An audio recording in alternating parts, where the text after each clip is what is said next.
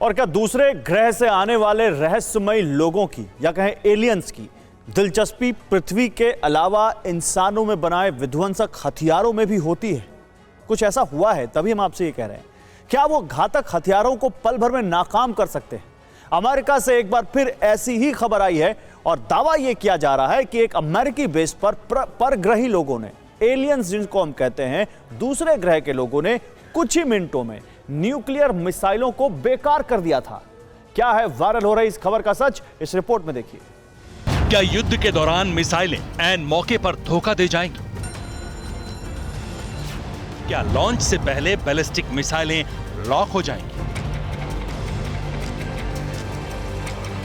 क्या अचानक missile depot कबाड़ के गोदाम में तब्दील हो सकता है?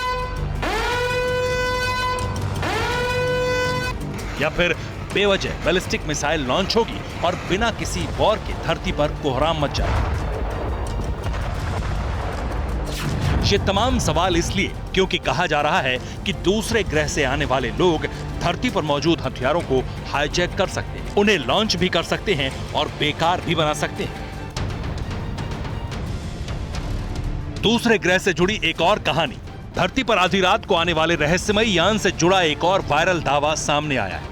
दावे से यह सवाल हो रहा है कि क्या बेहद तेज रफ्तार से उड़ने वाले यान बनाने वाले लोग हथियारों की तकनीक भी समझते हैं? क्योंकि पृथ्वी पर मौजूद घातक मिसाइलें उन लोगों के लिए खिलौने की तरह हैं। क्या पृथ्वी पर रहे बिना वो विज्ञान का A to Z जानते हैं? अमेरिका से एक बार फिर होश उड़ाने वाली रिपोर्ट आई है। वायरल दावा बेहद सनसनीखेज है। दावा नंबर 1, दूसरे ग्रह का यान अमेरिकी एयरबेस पर पहुंचा। दावा नंबर 2, दूसरे ग्रह के लोगों की दिलचस्पी न्यूक्लियर वेपन में है। दावा नंबर 3, दूसरे ग्रह से आए लोगों ने मिसाइल को बेकार कर दिया। दावा नंबर 4, यूएफओ ने परमाणु मिसाइलों को निष्क्रिय किया था।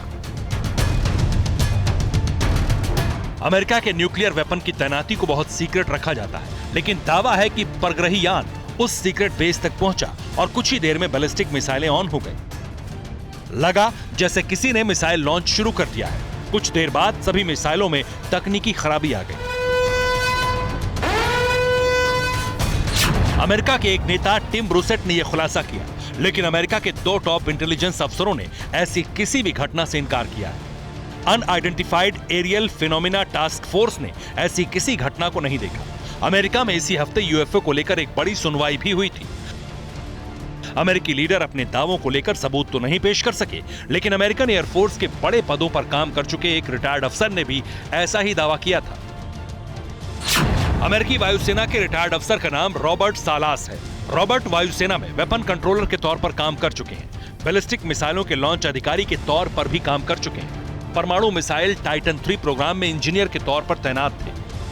अमेरिकी वायुसेना में इतने अहम पदों पर काम कर चुके रॉबर्ट सालास ने दावा किया है कि दूसरे ग्रह से आए यूएफओ ने परमाणु ठिकानों पर वेपन सिस्टम को निष्क्रिय कर दिया था। परग्रही लोगों ने वेपन्स को बंद करने से पहले लॉन्च सीक्वेंस शुरू करके मिसाइलों को एक्टिव किया था।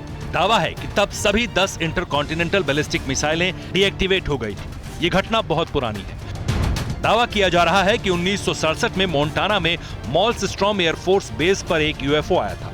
दावा यह भी है कि जल्द ही अमेरिकी वायुसेना के 4 प्रमुख इस मामले को लेकर बात करेंगे और सरकारी दस्तावेजों का खुलासा करेंगे।